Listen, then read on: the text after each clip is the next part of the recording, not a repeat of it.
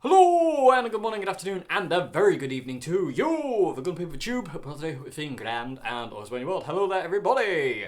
Welcome to another A&Q Wednesday.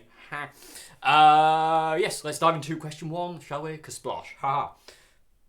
Okay, so question one today is, have you made any tweaks to your Zoom G2.1u since the Desert Island video you did? No. I haven't tweaked the Zoom G2 since about 2005.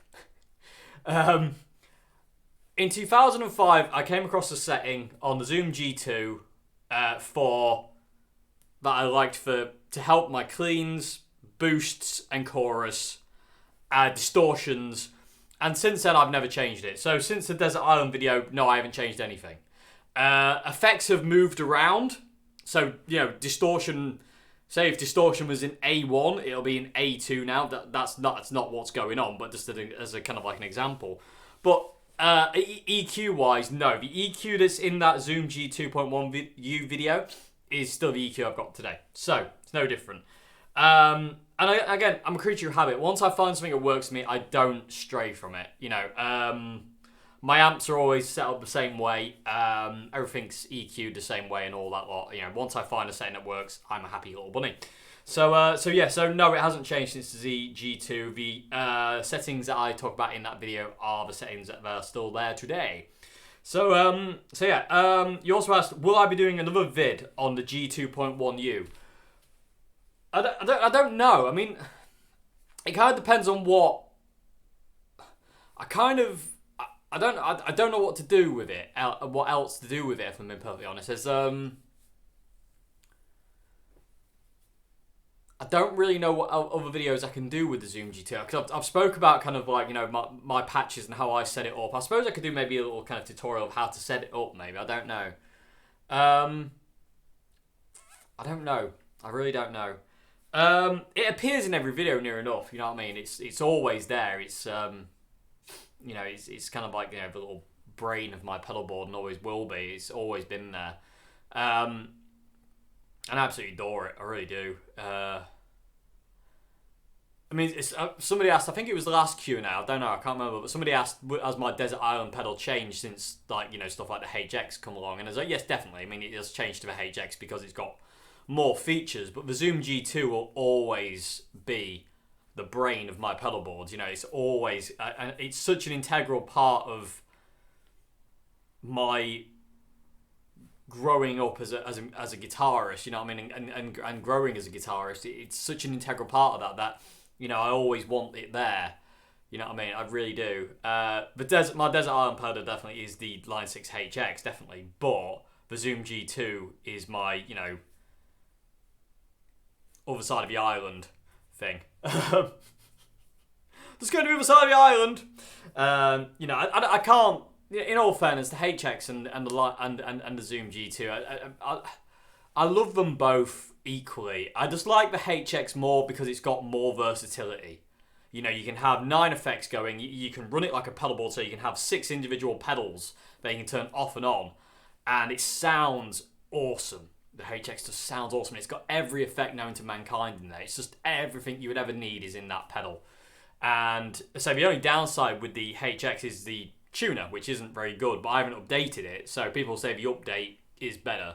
But I'm afraid of updating it because I don't know if I update the HX, do I lose all my presets and do I have to reprogram everything in again once I've updated it? Because if that's the case, I don't want to update it because I can't be bothered to reprogram everything in that pedal, when it works fine as it is, you know what I mean? Because the thing is, when I gigged with the HX, I used a Snark clip-on tuner anyway. I never used to use the tuner.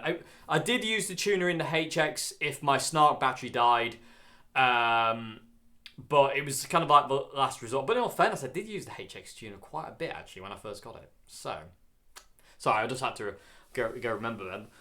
But yeah, I mean, I don't know. I mean, will I do more videos on the G2.1u? I would like to, actually. To be honest, there is a couple of things I can think of, like, certain effects I really like the vibrato mode in the HX, and I've got a setting programmed in there at this point in time. I call it the Tito and Tarantula setting because it sounds like the guitar tone to After Dark. It's also the guitar tone to Ataxia, John Frusciante's little other side project with Josh and the bass player from Fugazi.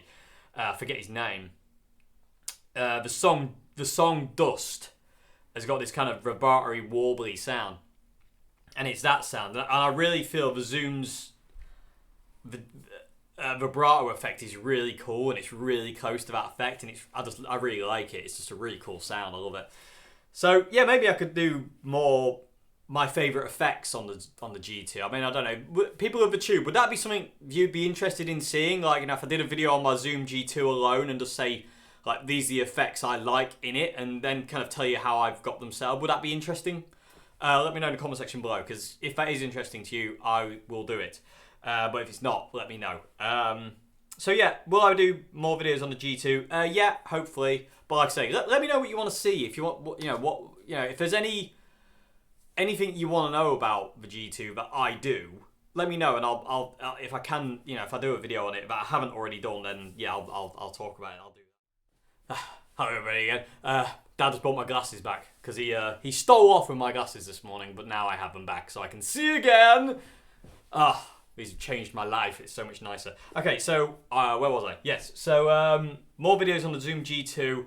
Yeah, let me know. People of the Tube, let me know in the comment section below what you'd want to see with the Zoom G2. Because I love that pedal, I'm happy to do anything.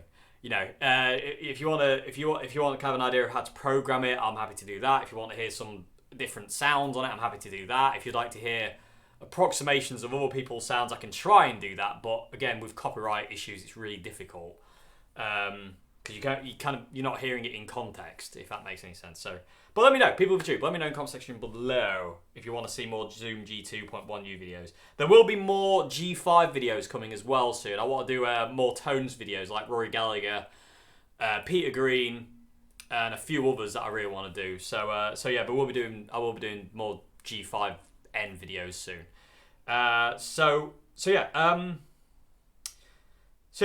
You also asked, still on question 1, you also asked, have I changed the Katana settings from previous videos? Nope. The only thing I've changed on the Katana since previous videos is not the EQ. It's just the model of effect I'm using. Because obviously having access to the Tone Studio now, it's not the presets. The EQ I use is always the same. It's for my John Frusciante cleanish kind of tone, it's the brown mode with gain all the way off, volume all the way up, bass all the way up, middle and treble all the way off, and presence all the way off as well, I do believe. I'm trying to remember offhand here. Yeah, and stuff like that. And distortion is pretty much the exact same deal, and overdrive is pretty much the exact same deal. But yeah, it's in that video. I haven't changed that. What I have changed is the effects models I'm using. So instead of kind of using kind of like the preset distortion inside the boss, I've changed it to the turbo overdrive because it sounds like a DS2. Well, sounds a bit more like a DS2. It doesn't really sound like a DS2. It doesn't have that mid-range kind of thing, but I like it because it reacts in the same kind of way. I really wish Bosch, wrong company. I really wish Boss. There we go. It's because I'm trying to get like Wish and Boss in the same thing. It came out as Bosch, but that's wrong company. I really wish Boss would put a kind of clone of the DS2 on turbo mode into the Katana, because that'd make me very happy. Maybe I don't know. Maybe well, it won't happen with the Mark 1 now, but yeah, I don't know. Oh, I don't know. Anyway, but have I changed the Katana settings from previous videos? No, I haven't at all. No, they're always the same.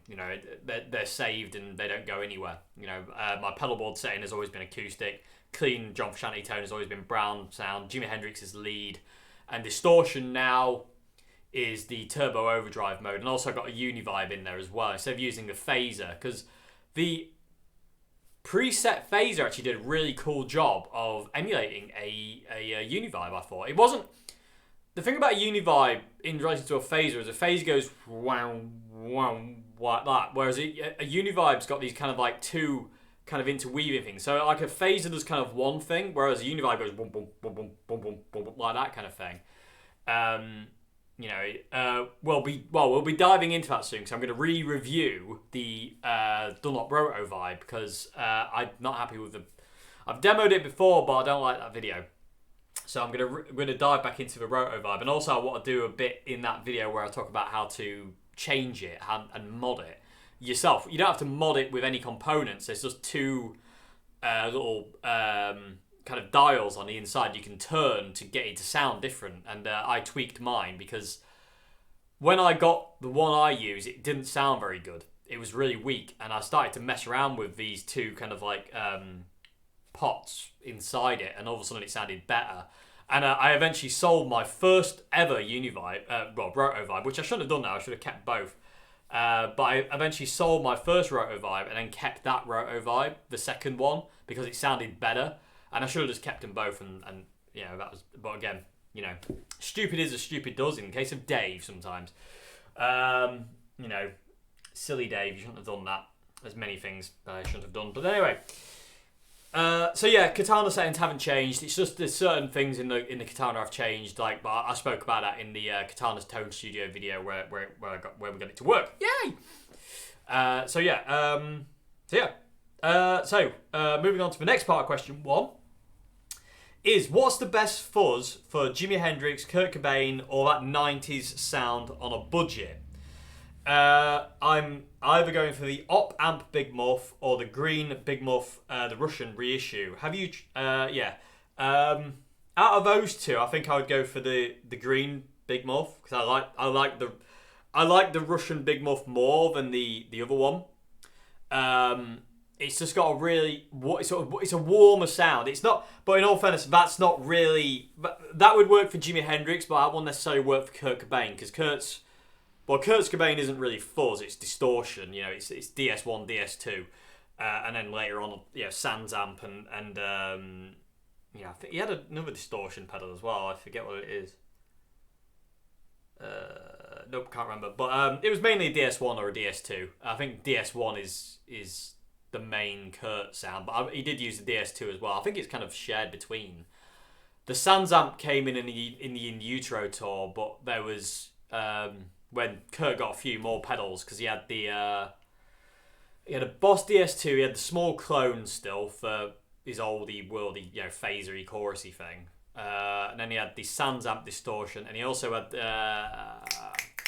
it's an electro harmonics pedal that I can't remember the name of for the weirdo noises. I can't remember the name of it, but the green Big Muff I wouldn't really recommend for Kurt. It's just not gnarly enough. Well, saying that it might be though, because I have tried that, but it's been a long time since I tried it, and when I go for a fuzz pedal, I always go for warmth. I don't like nasty fuzz sounds. I always go for more of a Jimi Hendrix kind of fuzz overdrive really kind of sound. It's not really, there's a lot of kind of warmth and body to it. So maybe if you cranked up the tone on it, it might do Kurt. But again, Kurt's tone isn't really fuzz.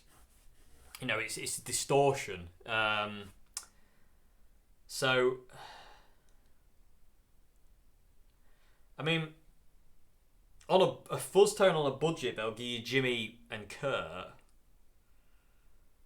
It depends what your budget is, because there's obviously varying degrees of what people will consider budget. Pre £100, so less than £100. I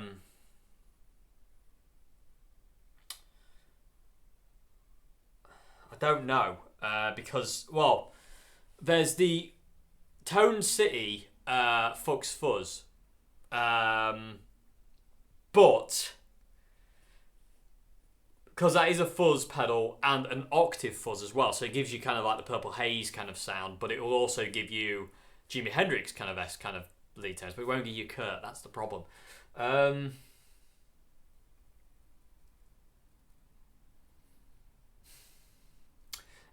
Out of those two, if I was going to pick out those two without thinking of any others that I can't think of right now, I would go for the green Big Muff myself personally. That's the one I would go for if I was kind of going for that kind of thing, just because that's what I prefer. But like I say, that's not. I don't think that will do a very good Kurt Cobain-esque kind of tone because it's not a distortion; it's a fuzz. It'll do stuff like Mudhoney, and also kind of like other fuzzy stuff, and it will do Jimmy if you keep the tone really low. But Kurt is a different ball game altogether because Kurt's tone, like I say, is distortion; it's not fuzz. So. I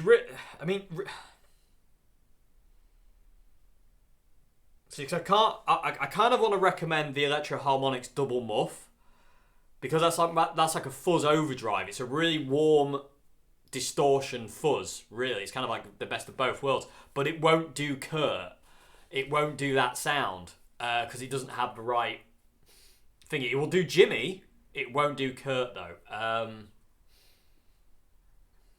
So I can't really recommend that. So out of those two, if you give me the option of those two, I would go for the green Big Muff myself. But I'm not really sure, to be honest with you, because you kind of, for Jimmy you need a kind of like a warm fuzzy overdrive. It's not really just straight ahead fuzz because Jimmy's fuzz pedals weren't stock. Nothing of Jimi Hendrix's setup was stock.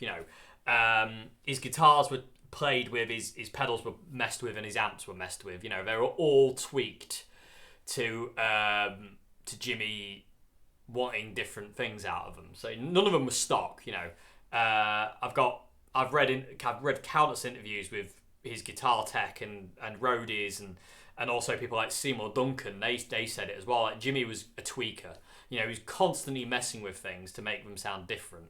And as a result, Jimmy's fuzz faces, as far as I know, Jimmy's fuzz faces weren't actually Arbiter fuzz faces.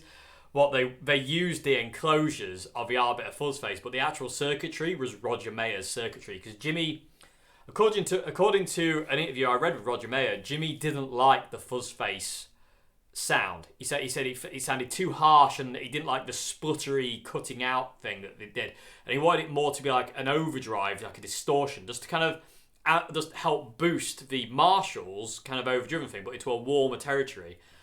And Roger Mayer did that for him, and that's so when you see a fuzz face, it's not technically a fuzz face. It's got different circuitry in it altogether, as far as from what I've read. And certain things that and Seymour Duncan said that as well about Jimmy's guitars. He was always messing with things, different pickups from different guitars, and I read that Jimmy used to take the springs off of freeway selectors in his in his Stratocasters, so it was easier to get positions 2 and 4, because without that spring, it's not going to snap it into those positions. You can wedge it easier. So he used to take the little spring off the selector switches inside the guitars to make them easier to wedge into position 2 and 4, which is the little wing tone. So yeah. Interestingly enough, I think Jimmy. I don't know. Correct me if I'm wrong, people of the tube, but I'm pretty sure Jimmy was the first person to use and find.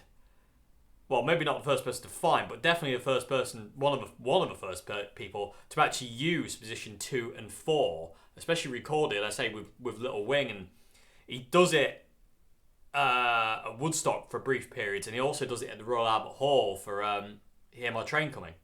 Hear My Train Coming is in position 2 on his white Strat. You can see him before he starts. He's wedging the selector switch in there to get it, and it's position 2. But Jimmy was one of the first people to do that, which is really cool. Anyway, but yeah, out of those two, I go for the Green Big Muff personally. Like, you're gonna struggle to get an exact Kurt sound. You can probably get a bit close with it, but it's not gonna sound exactly. But it will do Jimmy, and it will do kind of like stuff like Mudhoney and that kind of 90s kind of fuzz tone. It will do that. But Kurt is distortion. He's not really fuzz. So I'm going to move on because I'm still on question 1. So I hope it's answered that bit. People of the tube, budget fuzz pedals. If you can help out with this question, leave us a comment in the comment section below. Budget fuzz pedals that will give you Jimi Hendrix, Kurt Cobain kind of esque kind of sounds. Let us know in the comment section below. Okay, so last part of question 1 is: have you tried the Celestion G12 70 speaker? Yes, love it. I like higher watt speakers. My favourite is the G12 75s that I've got in my JCM 900 cab. They're my favourite speaker. Even above the speakers that are in that thing there. and the speakers that are in that thing there. I like the G1275s, and the 900 cab is just ridiculous. That's such a cool thing. So, yeah, the G1270, yes, I have tried that speaker a load of times in different amps here and there, and yeah, it's a great speaker, wicked speaker. I still prefer the 75. There's not much difference, in all fairness, between the 70 75. I think the 65 as well, there's not much difference. Even stuff like that. But the only Celestion speaker I've come across really that I'm not a fan of is the greenback 25 watt speakers. I used to have a Marshall AX cab, and that had G12 they had the 25 watt greenbacks in it. I didn't like that. It didn't really appeal to me as much as the 75s. It was a lot brighter, and I didn't like the response it had. So yeah, I mean, I always like the higher wattage speakers, and I just prefer that. So yes, I have tried. Great speaker. Gonna move on to question 2 now. Question 2 is, what do you think of Daron Malakian, and do you think he is a creative guitarist? Yes, I love him. Daron is one of my favourite guitarists. He's not an influence on me, I don't think. But I love his guitar playing. I love his songwriting. I love his voice. I love the way he is. With his kind of weird unhingedness. He's just wicked. He's just wicked. I think I reckon he's very creative. I mean, System of a Down are one of the most creative bands, I think of the last, when did they come out? 2000. So, the last 20, 30 years. I can't say 30 years, but yeah, they are one of the most creative bands with what they do. They're just really out there, and they do what they do, and they do it extremely well. And Daron is one of the leading, next to Serge, he's one of the leading components of that band to make it what it is. So is he creative? Massively. I mean, the riffs, Chop Suey riff is bizarre, and you also got the intro to Sugar, where I think is Sugar where he's doing harmonics. I don't know. I'm terrible with song titles. But you've got all these kind of really cool things, and he's done a lot with riffs. Are amazing. Some of the riffs that he comes out with on for System of a Down stuff is absolutely awesome. I love System of a Down. I love playing System of a Down songs. I love playing BYOB. I just adore playing that song. It's so cool. It's just so much fun. But what do I think of him? He's great. The only thing I will say is I'm not a fan of his tone, but that doesn't make any difference. You know what I mean? It's that scoopy metal kind of thing. But I do like it. But it's not a sound I would go for, but it's fine, if that makes any sense. You know what I mean? I don't. It doesn't get in the way of my pleasure of listening to him, but just because it's not my sound. It's like think. Dimebag Darrell's tone. That's never really appealed to me either. But yeah, it doesn't make any difference because it doesn't take away from the enjoyment of listening to the music, if that makes any sense. You know what I mean? They're not sounds I would go for, but I like hearing them, if that makes any sense. But if I was to play it, I wouldn't have that sound, if that makes any sense. That's probably nonsense. I don't know. That probably doesn't make any sense whatsoever, so I do apologise. But that is the only thing I'm not a fan of Daron is his sound. It's really, I find it quite scratchy, but that's the whole point. It's powerful and it's really cutting and it's big. But it's so good. It's perfect. It's the perfect tone. It's not my tone, but it's the perfect tone for him. You know what I mean? It's such a great sound.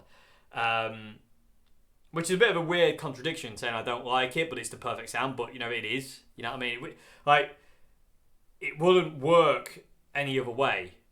I remember being in the mosh pit for System of a Down when I went to see them, and they died. But they were so good live. Such an amazing live band.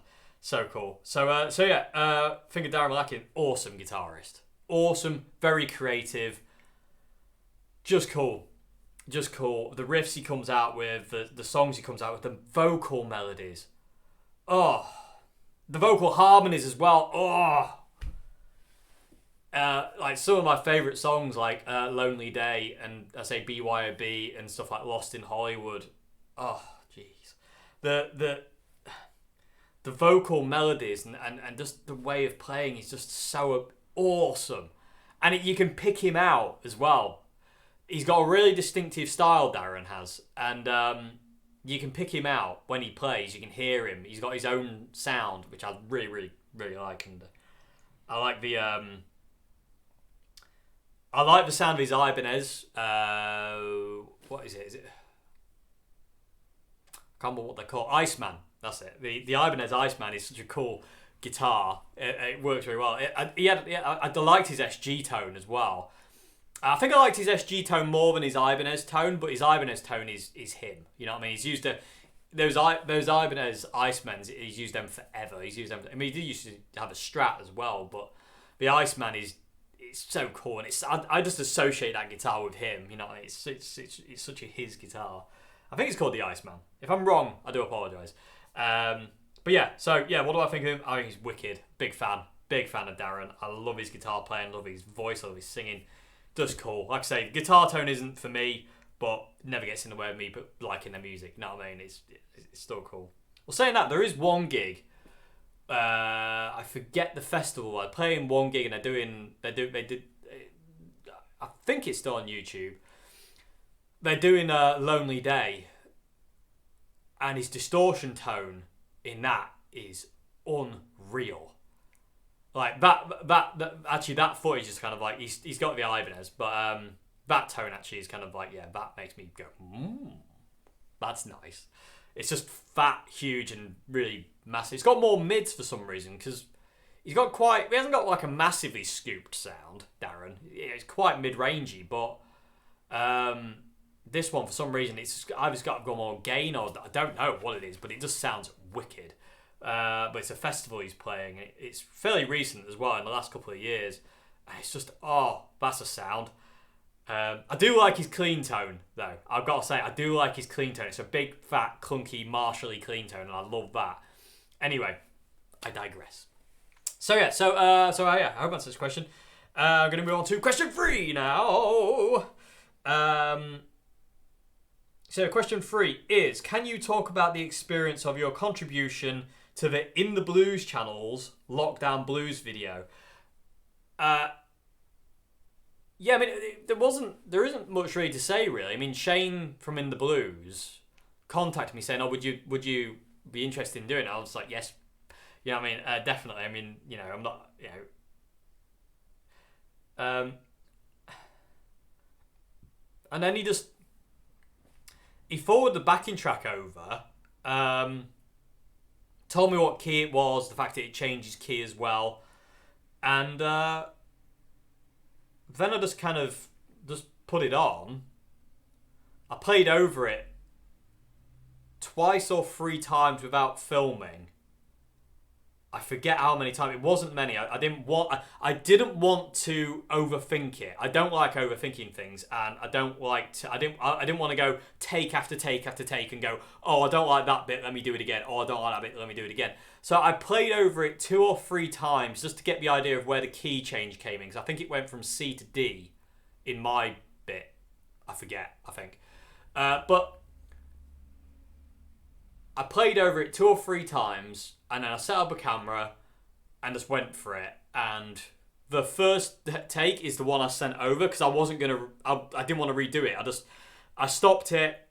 I recorded it into Pro Tools and filmed it as well. So it was a nice clean record and thingy and video. And it's technically like the 4th take. If I can't remember how many times I'd played through it first time. That's so annoying. It was 2 or 3 times. But the take I did when I actually filmed it and recorded it, that's just the take I used. I didn't do it again after that. I just did that one take, and that was the one I sent over to Shane.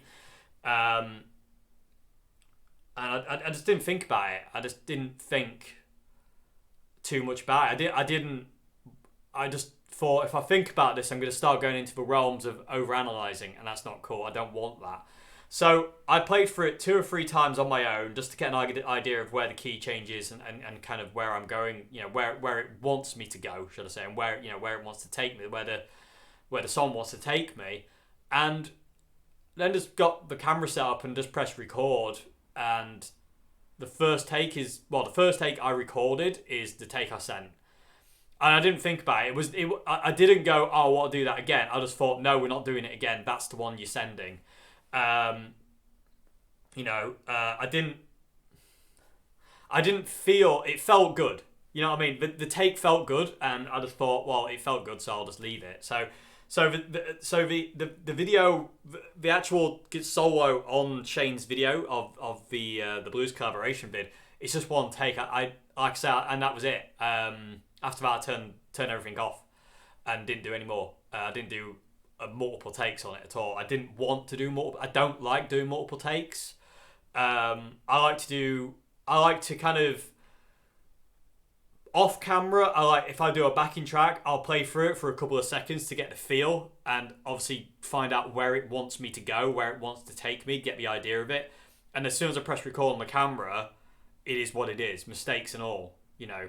And it's just a case of kind of like, it'll take you where it wants to. It's like I always say, you know, submit to music. It knows better than you do, so you don't have to think about it. And music was telling me when I did that solo that I recorded, it said, that's fine. Don't do it again.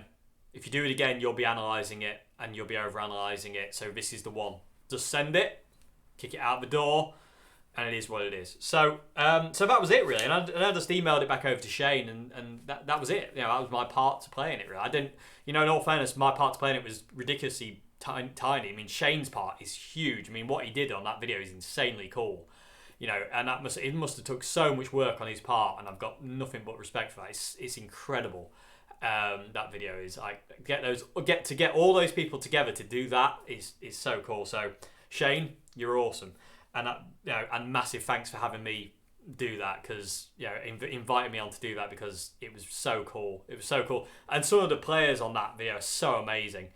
And Shane's guitar tone on that video is to die for. Oh, that flying V tone that he's got is just absolutely can't breathe. It just stunning guitar tone.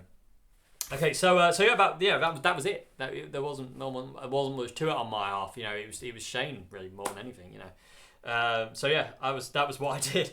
That's my part of it. You also asked, am I a Jeff Beck fan?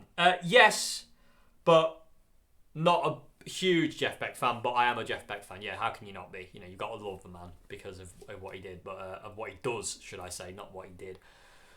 But yeah, so yeah, I am a Jeff Beck fan. He's just an insanely awesome guitarist. You know, inspiring. He's a legend. He's a hero. You know, he always will be. He's got a bit of an influence on me as well. There is times every now and again where I'm like, that sounds like Jeff Beck. You know, only little glimmers, but there are every now and again. But yeah, I love Jeff Beck. Absolutely love Jeff Beck. Awesome guitarist. Awesome guitar tone. Oh. And his guitar tone is just ridiculously awesome. And I love the way he plays. It's just so cool. And the harmonic, the tremolo use that man has. The control he has is just out of this world. Anyway, that's another video for another time, gushing about Jeff Beck. But yeah, I am a fan, but not massive fan, but definitely a big fan. So moving on to final question today, question 4. So question 4 is, what's your opinion on the Squier Paranormal series? Which one do you like the most? Would you ever buy one? And do they appeal to you? I watched the Anderton's video on the Paranormal series, and yeah, they look really cool. Do they appeal to me? No. Would I buy one? No. But the offset telly, the Jag telly, the telly Jag, whichever way you want to run it, that is really cool. Would I buy it? No, I'm not interested in it at all. But I would certainly like to try one. You know what I mean? It's not a guitar I'd ever play. I really don't feel I would ever use it. But it's so cool. You know, I love offsets. I love Jaguars, so I love the offsets. Do you like my offset thing? Yeah, international language for offset. You know, offsets. Anyway, yeah, I mean, they're cool. I don't like the Tornado, though. I don't like the upside-down Mustang thing. Don't like that at all. The only one that appealed to me was the Telly Jag, but not enough to make me to go, oh, I might buy that. You know what I mean? It's out of my budget anyway. But either way, I'm not. It doesn't interest me enough to make me kind of like really kind of like go, oh, you know what I mean? It's not like that. So yeah, do they appeal to me? No. Would I get one? No. Which one did I like? The Telejag, because it looked cool and it sounded wicked as well. I like the sound of it. And I like the look of the Telejag as well. For some reason, the Telecaster style setup on a Jaguar body really looks cool. I think it looks ace. But yeah, they're not really guitars for me. The only guitar that I've liked that's a bit weird that I really want to buy but can't is the Jaguar Stratocaster from Fender's. Was it Alternate Reality or something like that? I can't remember what it's called. But basically, it's like a Jaguar Electronics in a Stratocaster body. That guitar, to me, that's kind of one of those guitars that I kind of want to own at some point in my life. Because I love Jags and I love Stratocasters, and it's the best of both worlds. You know, and I would really like that guitar, but it's really expensive. And I don't know if you can get them anymore. I don't know if they're limited edition, but I don't really look at stuff like that because if I look at it, I just get all kind of like depressed because I can't afford it. So it's like, you know, you just kind of like don't look at it. It's like, I know you exist, but I don't want to see you right now because I can't have you. You know, but at some point, I would like to get one of those. You know, some point, you know, in the future. It doesn't have to be now. It can be, you know, when and if that makes any sense. Weird thing in my hair. Anyway, so yeah, the Paranormal series, does it appeal? No, but the Telejag is cool. But like I say, it doesn't really appeal. I don't really like. They look cool, but that's about as far as I go. I've got no desire to pursue them, if you know what I mean. Like, you know, not like I would have a desire to pursue the Jag Strat Jag, Stratuar. Jaggercaster's cool. Anyway, yeah, I haven't really got any desire to like go after the Paranormal series. They're really cool. I love the name Paranormal series. It's so cool. But not really my kind of guitar, if I'm being perfectly honest. They don't really appeal to me. I'm sure they're amazing, but I just don't like the look of them. And that's the thing is, you know, a guitar has to play right, it has to sound right, and it has to feel right, definitely. But you want it to look right as well, because a guitar that you don't like the look of, you're not going to be inspired to want to play it, I don't think. Because that's the way, I've had a few guitars that have come my way where I'm just that I've bought in the past, and I've eventually sold because it doesn't look the way I want it to look. And, you know, it's why I get into kind of like modding guitars and relicking guitars, because I want them to look a certain way, and that'll inspire me to play. The Fender Roadworn was a good example of that. The Fender, my old Fender Roadworn Strat that lives in Ireland now. That guitar, I fell out of love with that guitar royally.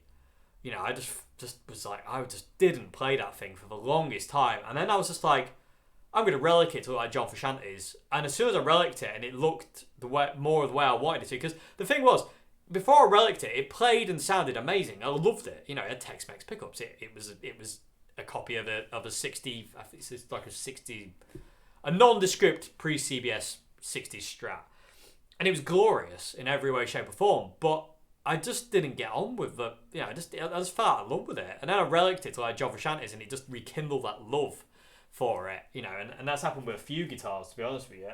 The Revelation RTL here, when I got that in the Cherry Burst, I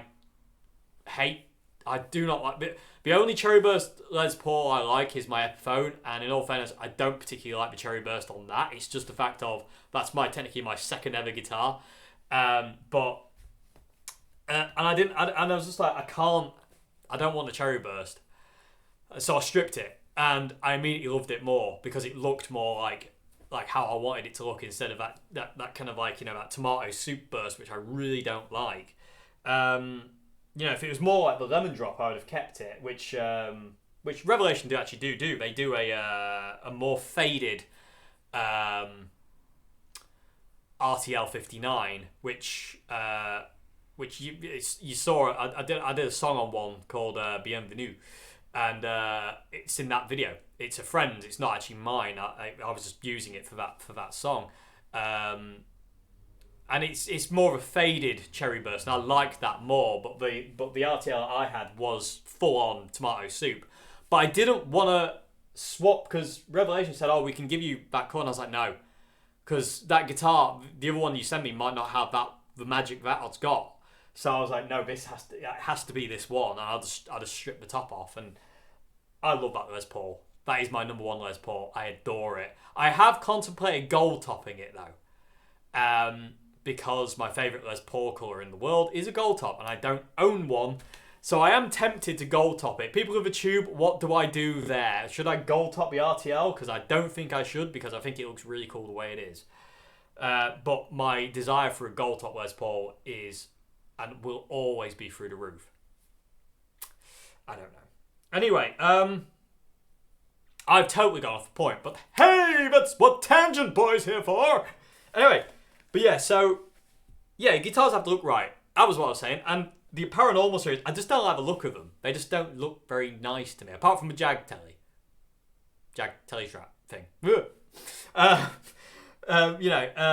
But yeah, but I do believe there is a lot in kind of, there's a lot of elements to a guitar that you have to have in place for the guitar to really appeal to you. And it does have to sound right, look right, feel right, play right, and inspire you.